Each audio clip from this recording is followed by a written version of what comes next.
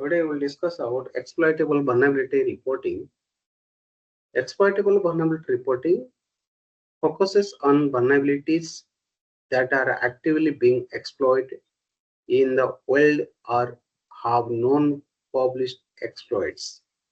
These reports are critical for helping security teams prioritize remediation efforts based on real-world risk. An exploitable vulnerability poses a higher risk to the organization because attackers can readily use exploits to compromise systems. These reports emphasize vulnerabilities that require immediate action to prevent attacks. So now we'll discuss about the components of exploitable vulnerabilities report. Here I have collected 7 factors. First, vulnerability ID, part of our common vulnerability and exposure. Identifier of known vulnerability. Example, CVE, it is a database of common vulnerability and exposure. In 2021, 40,444. So in shortly we can write CVE 2021 40,440. Affected assets, it indicates that systems that are impacted by the vulnerability. Severity, CVSS. CVSS stands for Common Vulnerability Scoring System. This score indicates severity of the vulnerability. For the example, 9.8 for the critical issues.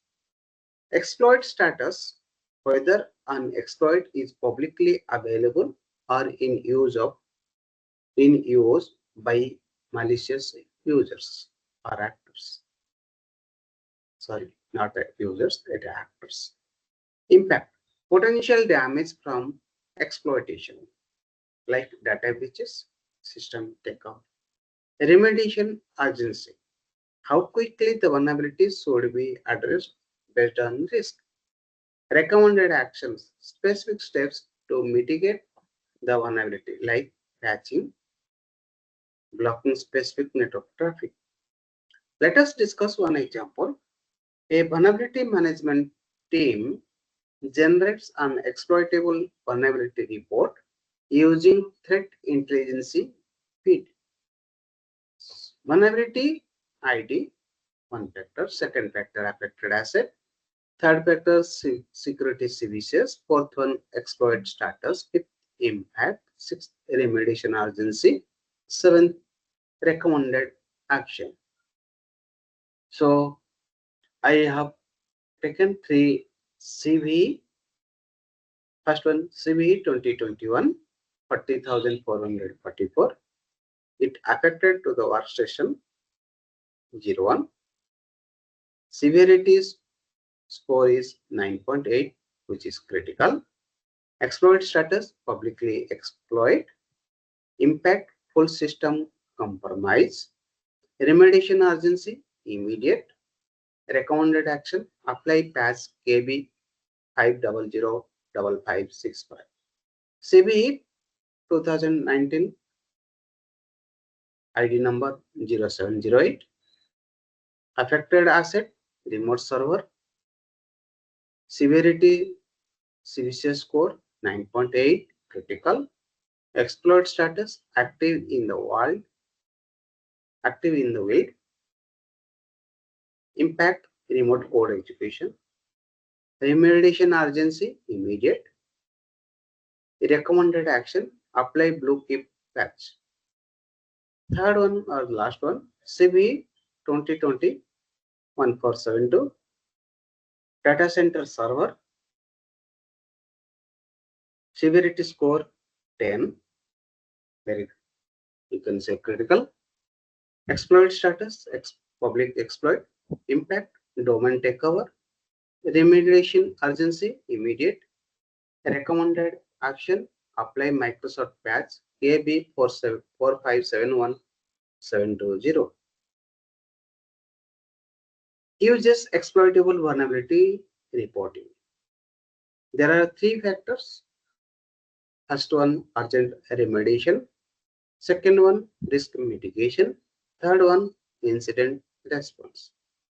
Urgent remediation, it ensures that vulnerabilities with active exploits are addressed immediately to prevent attacks. Risk mitigation, it reduces the risk posed by vulnerability that are already being targeted by cyber criminals. Incident response, quickly addressing vulnerabilities to avoid potential response, potential breaches, security incidents.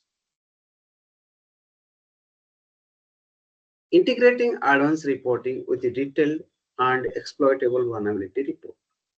This is the one case study.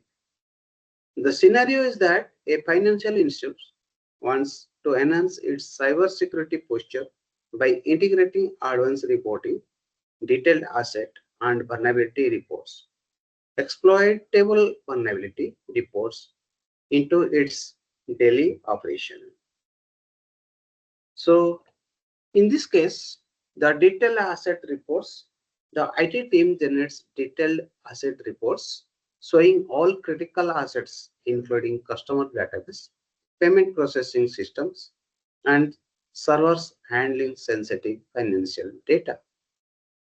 The asset report highlights several legacy systems are still in use, which could be at higher risk of exploitation. Detailed vulnerability reporting, in particular this case, daily scans using tenable.io,